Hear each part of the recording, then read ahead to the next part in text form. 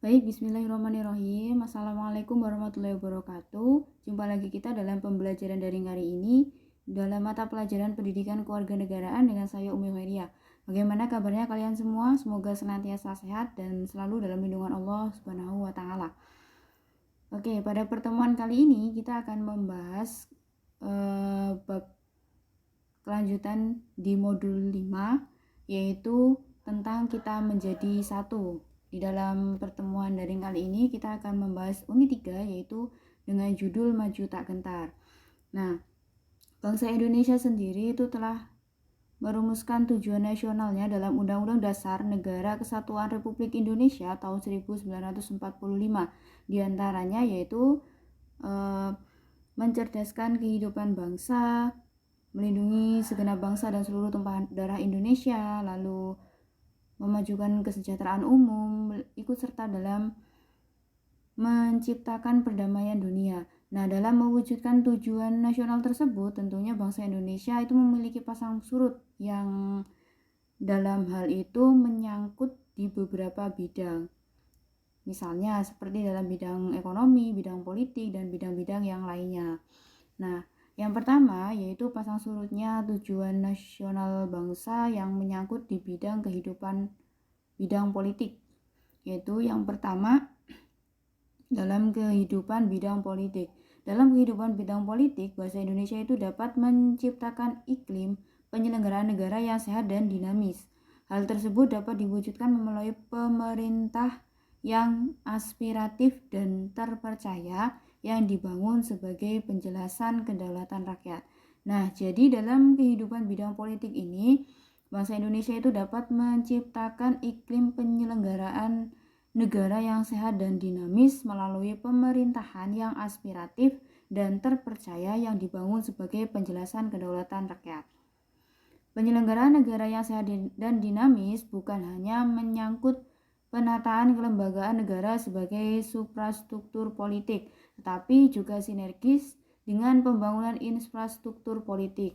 Pembangunan infrastruktur politik merupakan wujud tanggung jawab warga negara Indonesia dalam ikut serta menyelenggarakan negara sehingga dengan demikian dapat dipenuhilah cita-cita masyarakat.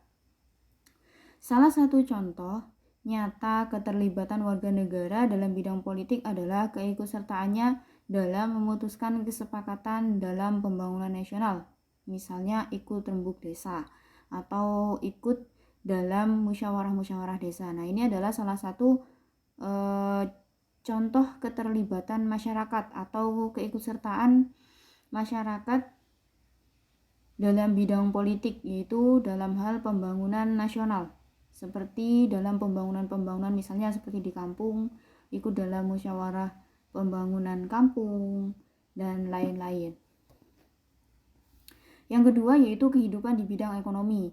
Implementasi pembangunan dalam kehidupan bidang ekonomi diharapkan akan menciptakan tatanan ekonomi yang benar-benar menjamin pemenuhan dan peningkatan kesejahteraan dan kemakmuran rakyat secara merata dan adil. Dengan kata lain, penataan ekonomi Indonesia hendaknya menciptakan ekonomi rakyat. Pembangunan ekonomi rakyat kerakyatan diarahkan secara merata bagi seluruh rakyat di semua sudut wilayah Nusantara dan dapat dinikmati secara adil oleh mereka. Implementasi pembangunan dalam kehidupan bidang ekonomi juga mencerminkan tanggung jawab pengelolaan sumber daya alam yang memperhatikan kebutuhan masyarakat antar daerah secara timbal balik. Tidaknya tindakan nyata yang dapat dilakukan warga negara secara sederhana dalam menjaga sumber alam antara lain menggunakan air secukupnya, suka menanam pohon, serta tidak mencemari lingkungan. Nah, di dalam kehidupan bidang ekonomi ini, implementasi pembangunan dalam kehidupan bidang ekonomi ini diharapkan dapat menciptakan ekonomi yang benar-benar menjamin kesejahteraan dari rakyat tersebut. Artinya ketika perekonomian itu dikatakan sejahtera, berarti perekonomian tersebut sudah dapat dinikmati oleh semua sudut warga, semua warga yang ada di wilayah-wilayah atau semua warga yang hidup di sudut-sudut wilayah. Nah, Apabila semua warga tersebut sudah sejahtera, berarti implementasi pembangunan dalam bidang ekonomi ini termasuk dalam hal yang sudah bagus atau sudah baik. Nah, implementasi pembangunan itu juga mencerminkan tanggung jawab pengelolaan sumber daya alam. Nah, tentunya dalam hal bidang ekonomi ini selain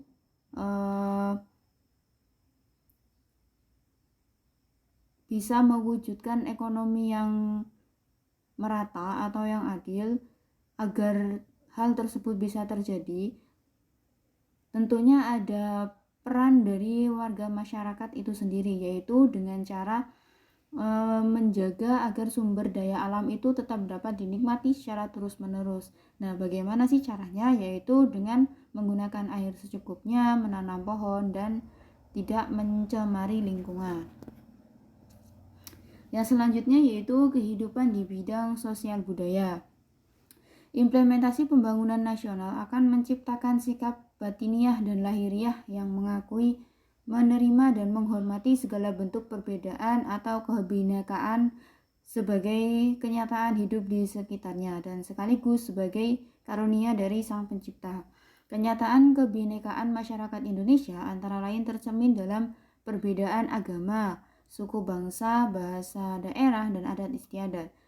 Kesadaran dan kebinekaan itu diharapkan dapat dipakai sebagai modal untuk membangun kebersamaan dalam wujud persatuan dan kesatuan bagi bangsa Indonesia. Oleh karena itu, bangsa Indonesia diharapkan lebih mampu menciptakan kehidupan masyarakat dan bangsa yang rukun dan bersatu tanpa membedakan golongan dan status sosial. Nah, di dalam bidang sosial budaya ini, mengingat adanya banyak suku, bangsa, dan budaya yang ada di Indonesia, tentunya kita juga harus menguatkan Bhinneka Tunggal Ika. Nah, karena dengan adanya Bhinneka Tunggal Ika itu bisa menjadi modal untuk membangun kebersamaan dalam wujud persatuan dan kesatuan bangsa Indonesia, sehingga tujuan dari bangsa Indonesia tersebut pun dapat dicapai dengan tanpa adanya membeda-bedakan antara suku satu dengan suku yang lainnya atau budaya satu dengan budaya yang lainnya dan golongan satu dengan golongan yang lainnya. Artinya dalam kehidupan bidang sosial budaya ini juga harus menguatkan Bhinneka Tunggal Ika. Yang selanjutnya yaitu kehidupan bidang pertahanan keamanan.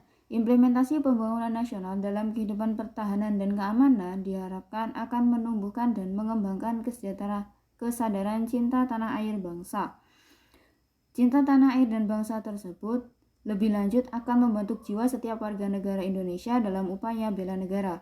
Kesiapan warga negara Indonesia sesuai dengan jiwa bela negaranya akan mengantisipasi setiap ancaman sekecil apapun yang akan membahayakan keselamatan bangsa dan kedaulatan negara dari manapun datangnya. Implementasi pembangunan nasional juga berkenaan dengan penataan segala peranata sosial yang berlaku di dalam masyarakat dalam nuansa kebinekaan, dengan harapan akan tercipta dinamika kehidupan sosial yang akrab, peduli, toleran, dan hormat, dan taat pada hukum.